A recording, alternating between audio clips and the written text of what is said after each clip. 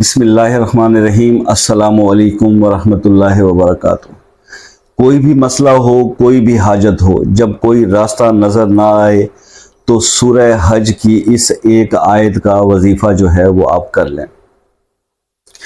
दोस्तों, हज का महीना चल रहा है तो उसी हवाले से कुरान पाक की सूरह हज, जब मैंने इसकी इस आयत के ऊपर जब मेरी नज़र गई तो फिर इसके जब मैंने फ़वाइद और फजीलतें देखी तो मेरा दिल चाहा कि मैं आप दोस्तों को भी ये आपसे शेयर करूं कि जब मसला या हाजत अटक जाता है कोई और किसी तरह से हल नहीं हो रहा होता तो फिर इंसान के पास मेरे ख्याल में इससे बेहतर कोई अमल नहीं है कि ये तहज्जुद के वक्त करने का अमल है। आपको पता है कि मैंने पहले भी अर्ज़ किया था कि अल्लाह की नज़र में सबसे पसंदीदा जो नेक अमल है वो नमाज जो है वो अल्लाह को बहुत पसंद है। यानी कि सबसे मुसलमान के लिए अफजल अमल भी यही है कि वो नमाज जो है उसको पाबंदी से अदा करे। एज ए मुस्लिम हमारा एक फरीज़ा भी है, हम पे फ़र्ज़ भी है, ड्यूटी है। तो दूसरी जो चीज़ है जो मैं अक्सर कहा करता हूँ कि फिर दूसरी चीज़, नमाज जब आपकी 5 नमाजें आपकी पूरी होती हैं तो दूसरी चीज़ हो जाती है वो है दुरूद पाक। और दुरूद पाक के बहुत सारे सीगे मौजूद हैं, मुख्तलिफ दुरूद पाक जो है वो आपको पढ़ने को मिलते हैं। और इन सब में जो ज़्यादा जो मैं जिस पे ज़्यादा मेरा फोकस है या जिसको मतलब हर वैसे इंसान को ये पसंद है वो नमाज में पढ़ने वाला दुरूद इब्राहिमी, कि जिसके बगैर नमाज भी मुकम्मल नहीं होती। तो फिर ज़ाहिर है कि दुरूद इब्राहिमी के अंदर कोई ऐसी ख़ास बात तो है। मतलब मैंने यहाँ तक देखा कि दुरूद इब्राहिमी के बारे में सिर्फ इतना अर्ज़ कर दूँ कि इसकी एक तस्बीह अगर कोई फजर और एक इशा के बाद ये 2 टाइम पे अगर एक तस्बीह सुबह शाम पढ़ लेता है तो उसको फिर ज़िंदगी में किसी और अमल की ज़रूरत महसूस नहीं होती। मगर ये ना समझिएगा कि ऐसा कहने का मेरा मतलब ये है कि शायद आप कल से ये तस्बीह शुरू करें तो इसमें वक्त लगता है, लेकिन जब आप कोई भी अमल छोटा करें, अल्लाह को वो अमल बहुत पसंद है जो मिकदार में बेशक कम हो लेकिन उस पर मुदावमत की जाए और वो मुस्तकिल किया जाए। हमारे यहाँ एक तो अलमिया ये है ना, ये बहुत ज़्यादा प्रॉब्लम हम फेस करते हैं अक्सर, जो दोस्तों से डिस्कशन आप लोगों से होती है कि जब से ये मतलब सोशल मीडिया का एक ज़रिया आपके सामने आया, यूट्यूब पे बहुत ज़्यादा चीज़ें बतलाई जा रही हैं, तो एक ही चीज़ को जब शुरू किया तो पहले उसके रिजल्ट्स अभी देखे नहीं या उसका टाइम अभी पूरा हुआ नहीं, तो मतलब उससे बेहतर कोई चीज़ नज़र आ गई तो फिर हमसे भी बात कर लेते हैं कि जनाब ये तो हम अमल फलां कर रहे हैं, ये ना कर लें। आप कीजिए, आप ज़रूर कीजिए, वो भी कीजिए, ये भी कीजिए, लेकिन एक वक्त के अंदर 2 से 3 अमल से ज़्यादा न कीजिए। मतलब कई दोस्तों की मैंने ये आदत देखी और डिस्कस करते हुए पता चला कि जनाब वो फजर की नमाज के बाद बैठ के कुछ 10 किस्म के वज़ाइफ जो है ना वो पढ़ लेते हैं। ऐसा नहीं करना चाहिए। देखिए, फोकस करें कि या तो अगर आप 2 से 3 वज़ाइफ अगर आप कर रहे हैं एक ही टाइम के अंदर तो फिर उनकी टाइमिंग्स का थोड़ा सा कर लें चेंज। कुछ फजर के वक्त एक हो जाए, एक इशा के टाइम पे हो जाए, कोई असर के बाद हो जाए। एक ही वक्त के अंदर जब आप बहुत सारे वज़ाइफ कर लेते हैं तो फिर बड़े मसाइल इसके अंदर मजीद पैदा हो जाते हैं और वो चीज़ जो है ना वो सही नहीं है। तो ये मेरा ज़ाती एक मशवरा है जो मैंने अपने तजुर्बात से देखा है, तो मेरी राय आप सब लोगों को यही है।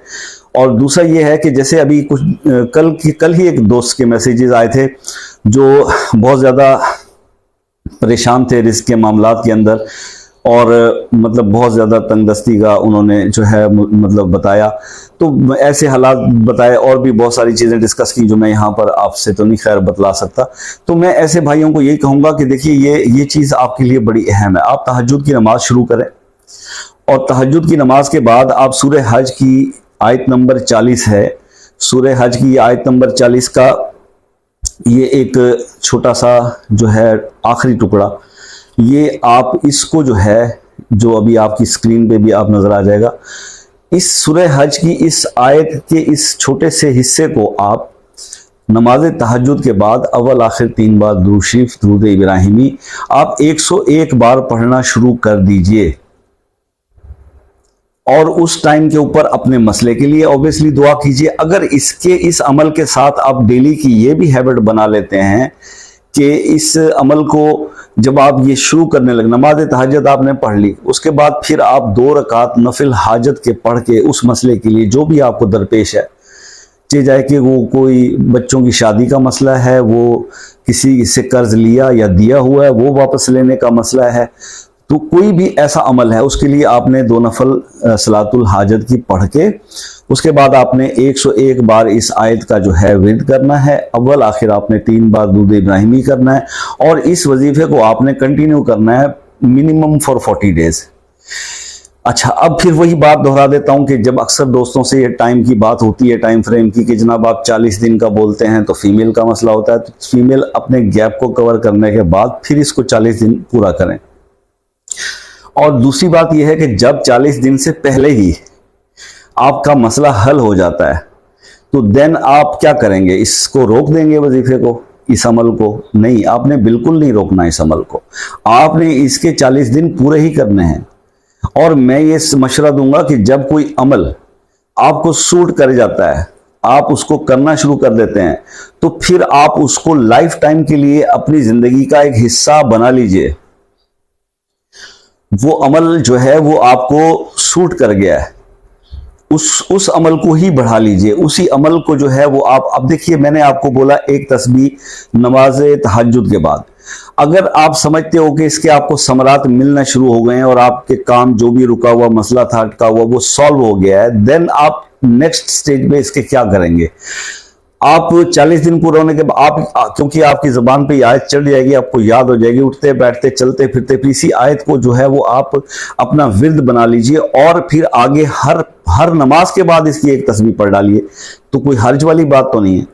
अल्लाह के कलाम को जितना पढ़ा जाए और अल्लाह को जितना याद किया जाए तो उतना, क्योंकि वो अल्लाह पाक ने कुरान में बोला ना, फज़कुरूनी अज़कुरकुम,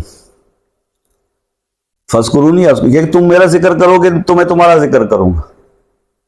तो बात यह है कि आपने अल्लाह का जिक्र करना है उसके कलाम के साथ, उसकी आयत में आपने अल्लाह को पुकारना है। तो जब अल्लाह को आप याद करेंगे उसके कलाम के साथ, तो फिर अल्लाह भी आपको कहाँ भूला है? अल्लाह तो हमेशा आपको आपकी शरक से भी अल्लाह पाक ज्यादा करीब है। आपकी सोच, जो आप सोचते हो वो भी अल्लाह को इल्म होता है, हर चीज अल्लाह जानता है। अल्लाह को आपके नेक्स्ट मूव का भी पता है, नेक्स्ट स्टेप का भी पता है, आप क्या करने जा रहे हैं, आपके किस अमल का क्या मकसद, ये भी अल्लाह बेहतर जानता है। तो अल्लाह से तो कोई बात पोशीदा नहीं है, कोई बात ढकी छुपी नहीं है। तो आप अपनी नीयत, हमारे यहाँ असल में एक चीज मैं आपको एक बात बता दूं कि हमारे यहाँ ये अल्लाह के महबूब की उम्मत पे अल्लाह का एक खास करम ये भी है कि अब आप सिर्फ नीयत करते हैं और आपको सवाब मिल जाता है। किसी भी नेक अमल की आप नीयत करते हैं तो आपको सवाब मिल जाता है। गुनाह जब तक आपसे सरजद ना हो, आप उसका वो जो है वो गुनाह नहीं लिखा जाता। तो लेकिन नेकी जो है उसका सिर्फ सोचना या उसके लिए इरादा करना जो है, उस नीयत के ऊपर, उस इरादे के ऊपर आपको सवाब मिल जाता है। तो आप हमेशा अपनी नीयत को, अपने इरादे को अच्छा रखें, नेकी करने का रखें, मस्बत सोचें, अपनी सोच को बदल लें। पहले भी मैंने अर्ज किया था कि जिंदगी के अंदर तब्दीली उस वक्त इंसान की आती है जब वो अपनी सोच को बदल देता है। क्योंकि जिस वक्त इंसान परेशानियों में बहुत ज्यादा घिर जाए ना, तो सबसे ज्यादा जो मतलब एक बैड हैबिट उसके अंदर डेवलप होती है वो ये होती है कि वो मनफी सोच उसके अंदर बहुत ज्यादा आ जाती है, नेगेटिव चार्ज उसके ऊपर बहुत ज्यादा होता है और यही नेगेटिव चार्ज उसको डाउन लिए जाता है। जब वो अपनी सोच को पॉजिटिव समत में लेके जाता है तो फिर वो हर चीज पॉजिटिव होना शुरू हो जाती है और हालात जो है वो बदलने शुरू हो जाते हैं।